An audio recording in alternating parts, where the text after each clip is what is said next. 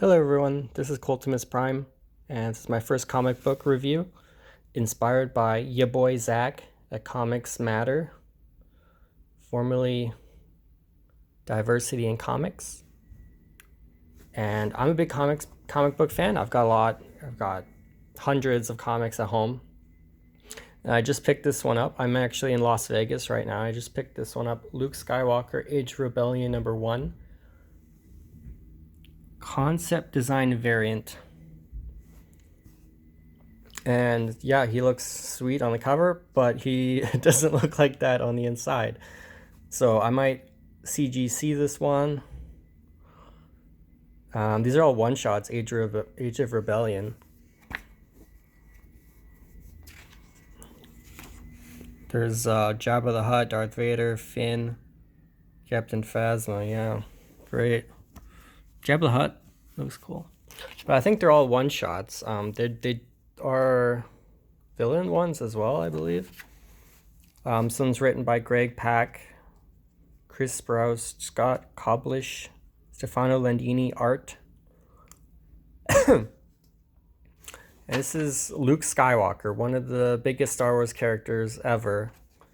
And unfortunately, the art is okay.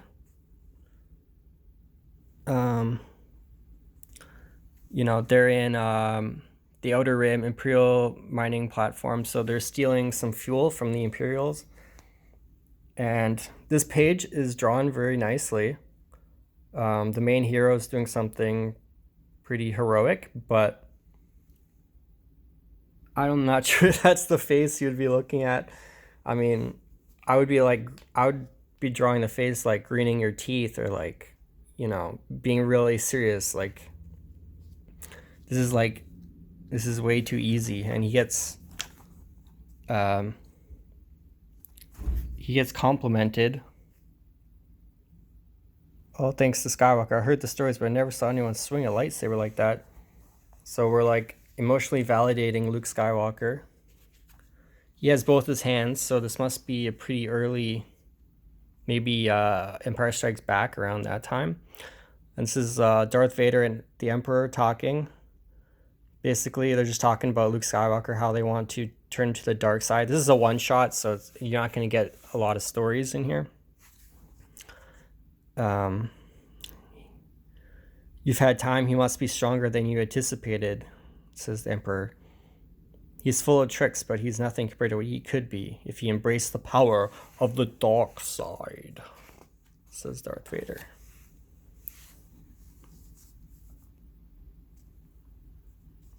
The art's okay. It's not amazing. They had 3 artists on drawings. I'm not sure why.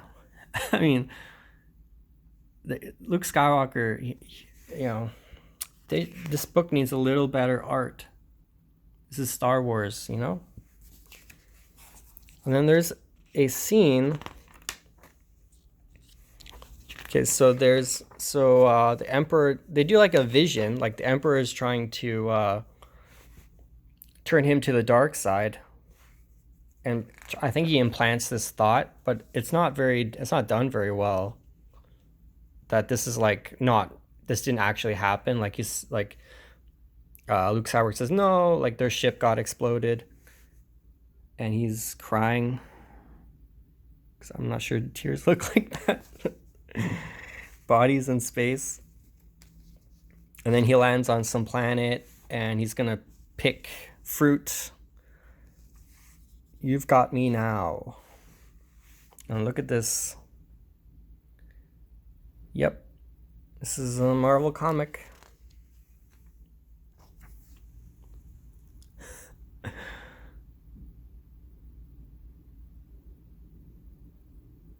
Emperor's getting, I think he's back. He was in a dream or something, and now he's back. He's realizing what he did. Can't show you the whole book, but on the last page, Skywalker, come on then, boy, take a bow at least. No, Major. 3 cheers for the Major. This is your time. And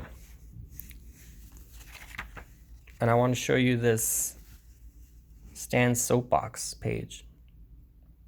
So it talks about racism and bigotry. Let's lay it on the line. Racism and bigotry are among the deadliest social ills plaguing the world today. They cannot be halted with the punch in the snoot or a zap from a ray gun. They can only be destroyed to expose them. So sometimes you see these stand soapboxes in Marvel Comics brought. They think that they're talking about all the conservatives, all the right wingers who read their comics and are toxic and don't want women superheroes, don't want women writers, don't want women anything. But that's actually not the case. I mean, if you look at Captain Marvel, like men hated Captain Marvel, but it's because Brie Larson trashed them, you know. But vast majority of people don't have a problem with black superheroes or women or anything like that. But Marvel Comics, people who work at Marvel Comics are so liberal that they literally think that all of their fans are homophobes and hate women, they're sexist, they're racist, they hate black characters. But the reality is that Marvel is the one, and even DC to a lesser extent, but mainly Marvel, are the ones who are actually racist, because they're the ones who only have black writers writing black superheroes or Muslim writers writing Muslim superheroes. And these people have no career in comics. They have never had sales. They've never impressed anyone, but they're going to get the books because of their identity. There's a couple people on James Bond series right now for, I think, Dynamite. And you can check out your boy Zach's review of James Bond #2, where it has horrible art. It completely disgraces the James Bond name. Why? Because people who are untalented got jobs because of their identity. Isn't that racism? Doing anything on race is racism. They include these stand soapboxes because they want to talk down to the fans. They think the fans are so bad, yet they're the ones actually doing it. If Stan Lee was 50 right now and he was alive, I think he'd be really pissed about what's going on with Marvel in present day, because he's clearly not one of them. I mean, read the end of here. For then and only then will we be truly of the concept that man was created in the image of God, God who calls us his children. Stan. So I think clearly Stan is either conservative or is at least Christian, which 99% of Marvel employees don't seem to be either of those. So that is the review of Star Wars Age of Rebellion, Luke Skywalker. On a scale of 1 to 10, I would give this a 7, just because the cover is awesome, and I'm probably going to CGC this one. So thank you for watching, and have a great night. Bye-bye.